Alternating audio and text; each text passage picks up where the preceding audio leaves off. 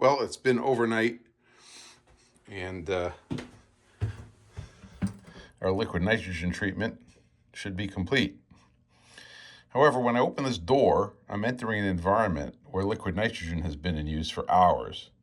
So I'm going to assume it's very low oxygen. So I'm going to open a door to the outside as soon as I do that. Of course, the probability is extraordinarily low.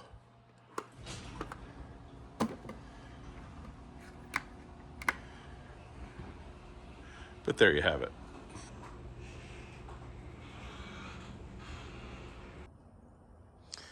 So it's the next morning. We're opening up our liquid nitrogen container, and what do you know? Not bad. I would say that we used about 20 to 25% of that container. That's very impressive. So I'm going to go get my equipment and get ready to pull this guy out, and we'll put him into the first temper.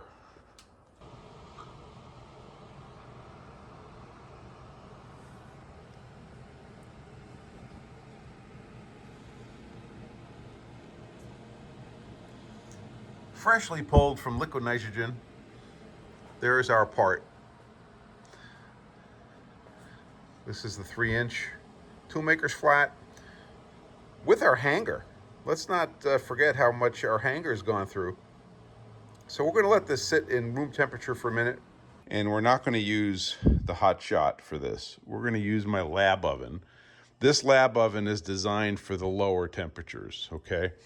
This is a bit of a surprise, but here we go. So we're moving our very cold hockey puck into the lab oven, and we're going to set it for 250. Strangely, 250 is how I recycle or recharge my desiccant. So 250 it is. We'll come back in a little bit. See you in an hour. It's been a little over an hour. I guess we'll kill the power here.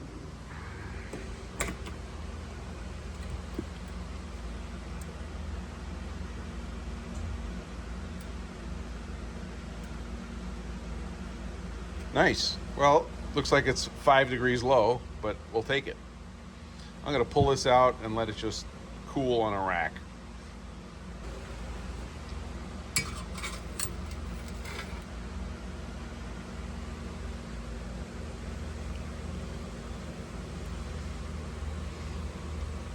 It's got character.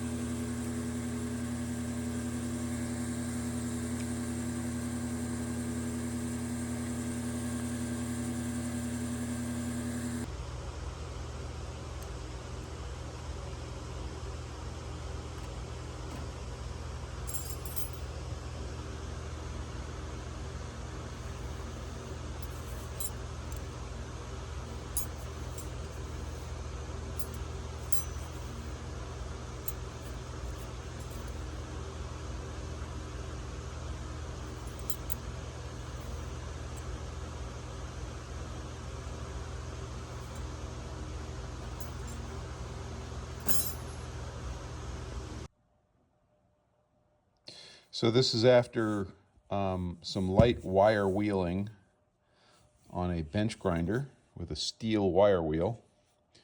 And then on the face, I just hit it with this little stainless steel hand brush. It's going to need a little more prep before it goes on the surface grinder. But the edges came out pretty nice. So I think we'll try something else.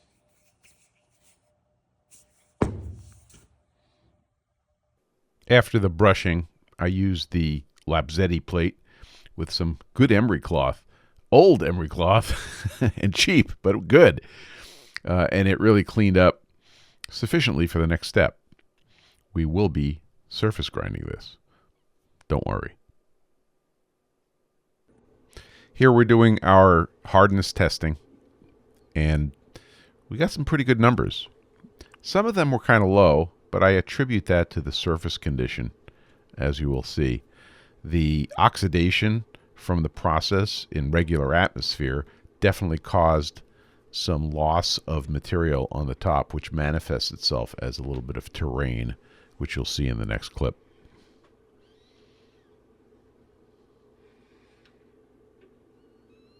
Remember, our target for this process was Rockwell C65. So I did a little bit of hardness testing down in the basement, and then I came up and I stoned it. And it's very interesting in that the surface is pretty pebbled after the abrasive paper, and the contact is pretty low percentage. So the hardness testing probably is on the low side. So if you just look at the highest numbers, we hit 64 in one spot there, 64 in two spots there. I'm going to guess we came in at 64, but we won't really know until the surface is properly prepared for hardness testing, because any of this stuff is going to be softer. It's going to act different. The part's not sitting properly. I mean, it's possible that we had just very poor homogeneity, but I'm not sure I believe that. Anyway, so this is where we're at. I'm comfortable putting this on the surface grinder at this stage, especially after stoning with PFG stones. Did I mention PFG stones? Yeah, I think I did. So, yeah, that's where we're at. You could tell that the lathe work, you know, as the surface speed reduced on the lathe, somehow we ended up rubbing more. I'm not exactly sure, but definitely there's a crater here in the middle. Not a big surprise. And all of this will clean up. So on the edges, we've got a wire wheel. Okay. On the inside, we literally have, you know, a toothbrush. So it's nice and oxidized. I like the wire wheel surface. And then we have these surfaces that have been abrasive paper on a surface plate. I think we're ready for surface grinding. This has never seen heat treating, right? This is right off the lathe. It's got some file marks on it because I took off the center nub, but then I stoned it. And if you look, same thing. On the edges is where the stone is hitting, okay? See that right there? So right off of the lathe, these are coming off concave, which is totally expected. It has nothing whatsoever to do with the heat treatment, which, if I don't say so myself, is perfect.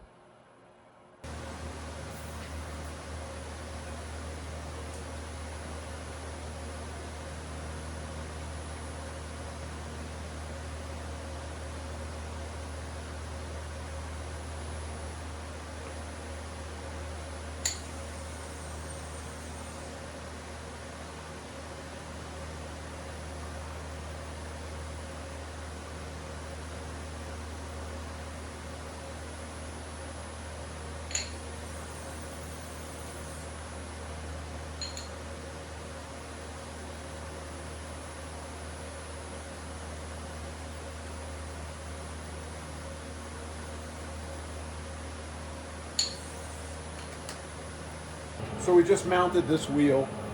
We have the wheel stored in the control, so we know what its position is, but we're going to do a dress on the wheel and use our ears to make sure the dress is good, and then we're ready to grind.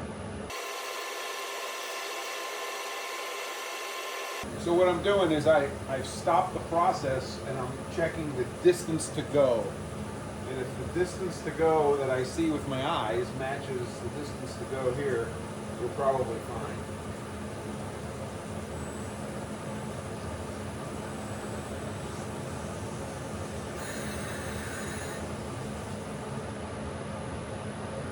So I heard nothing on the first pass, and then I heard a good dress on the second pass. So we're going to keep doing that until both passes sound correct.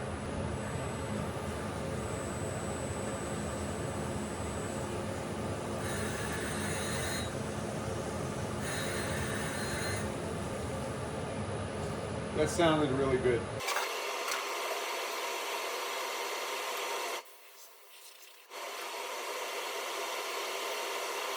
We've already stoned the surface. Let's go get to work. So we've got an A side and a B side. Okay, the short side, you see this is short, this width, and the wide side. We're going to start on the short side grinding. We're going to stone both sides, and we're going to take a very light but full cut on these.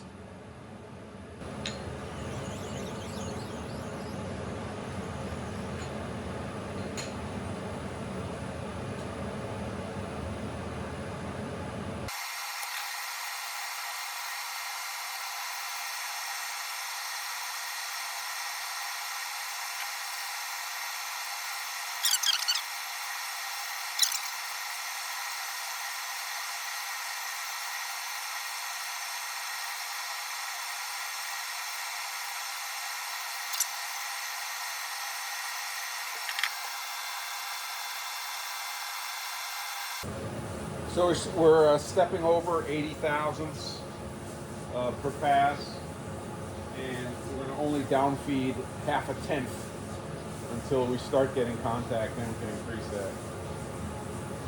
We have full coolant, and everything's looking good. I increased it to 90 thousandths step over. So there's our downfeed. If we get through this pass, okay, we'll take down a tenth, and then go from there. We're in no rush. Also note that we have the mist collector going, so that any mist we generate is being sucked out.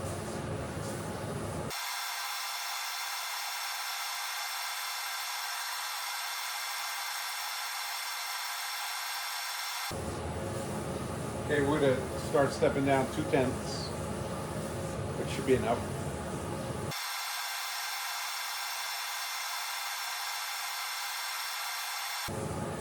I went up to 3/10.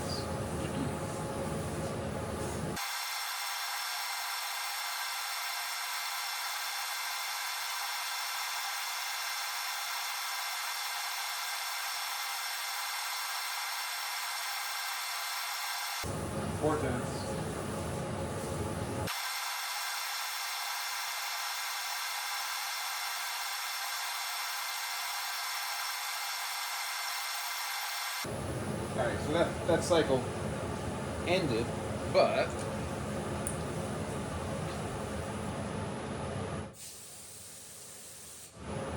we'll take a look.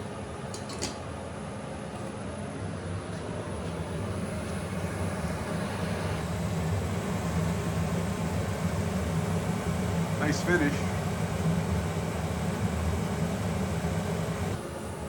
Okay, now we're stepping over 150 thousandths. I can always turn it down here, but that's a little more appropriate for the wide wheel. And we're going to step down 4/10. We'll do that till we clean up, and then we'll start bringing it back for a finer finish.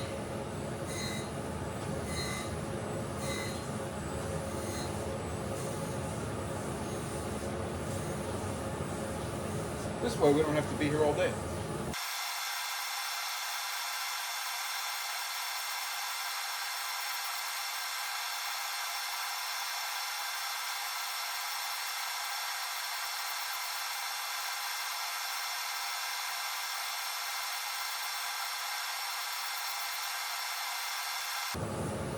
went to 5/10 down heat.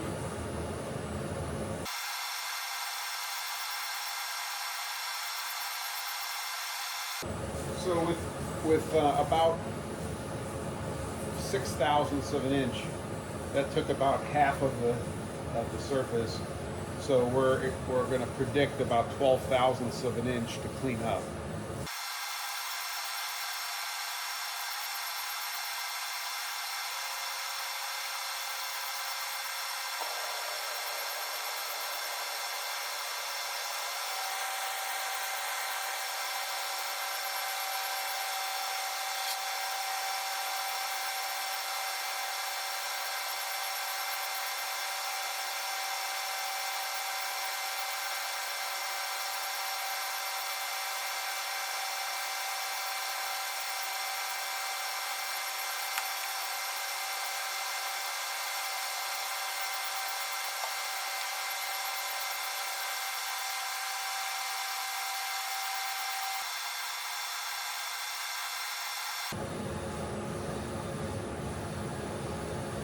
That's it. Let's see what it looks like.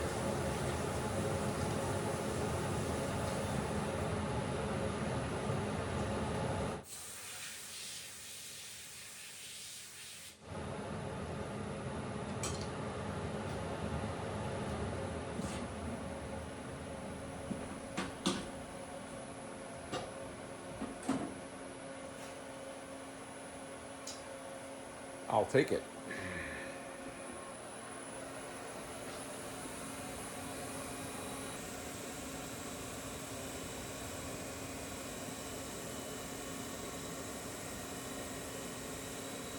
Nice.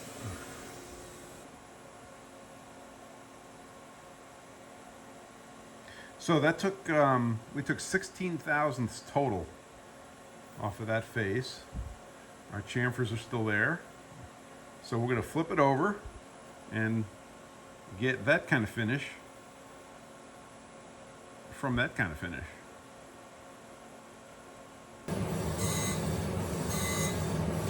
So after the last pass, which was mostly manually driven, we took the parameters we learned and we stuffed them into the machine. So we're taking off 16/1000ths, okay? We're stepping over 150/1000ths for the 100%. We're taking 4/10ths per pass. We're allowing 5/10ths for fine finish. We're taking 1/10 per pass in the fine cut, and then we're sparking out twice. The one thing you can't see here is that the step feed is going to be reduced by a factor. I don't remember the factor. It's like a third for the fine part of the finish. So now this is a walk-away scenario. This guy's doing his job. That guy's all set. I can go have lunch. So I got the word by watching the camera that this finished. Took 16/1000ths. Cycle complete. There it is. Let's see what it looks like.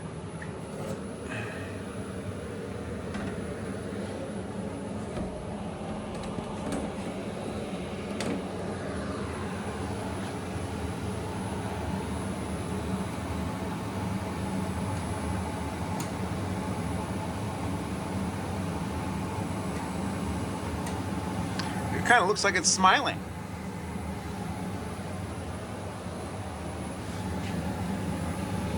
Remember, never use air on a grinder.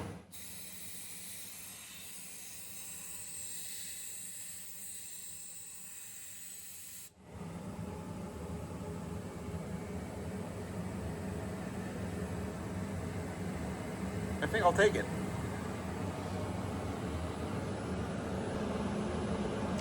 So we do a demagnetization cycle on the chuck.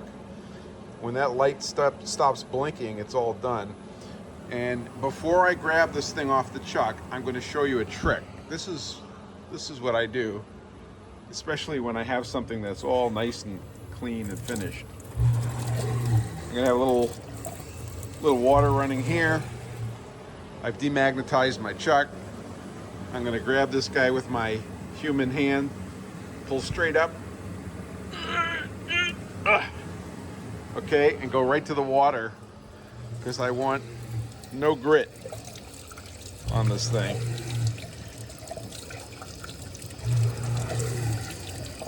I think I first learned about this from Stan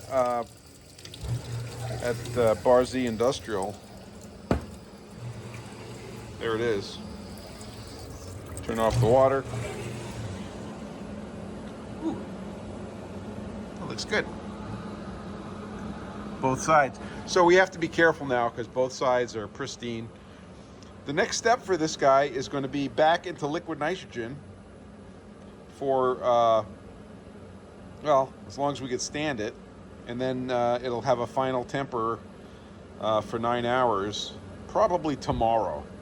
But I'm going to get this guy into liquid nitrogen right now.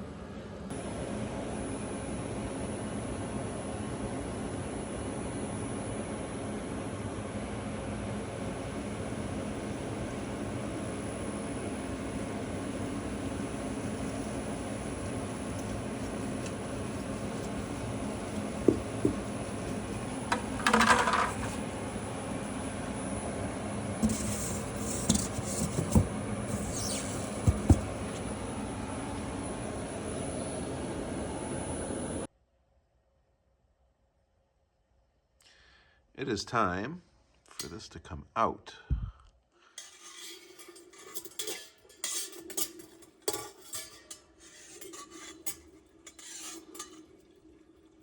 Of course, I also have to wait until the boiling stops so I can see what I am doing.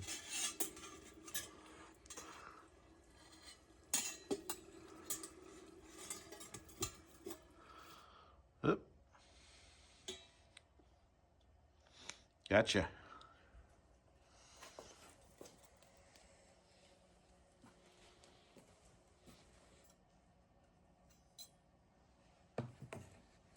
Stay.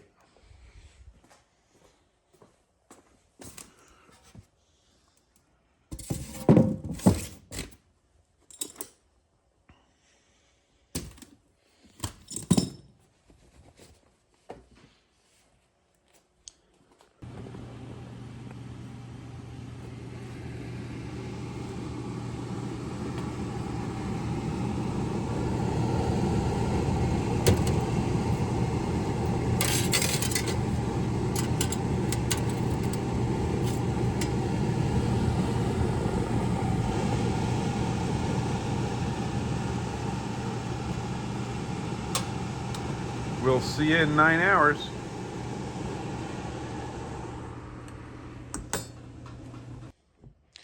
After about 10 hours at 250 degrees and then cooling off, there's our ToolMakers Flat.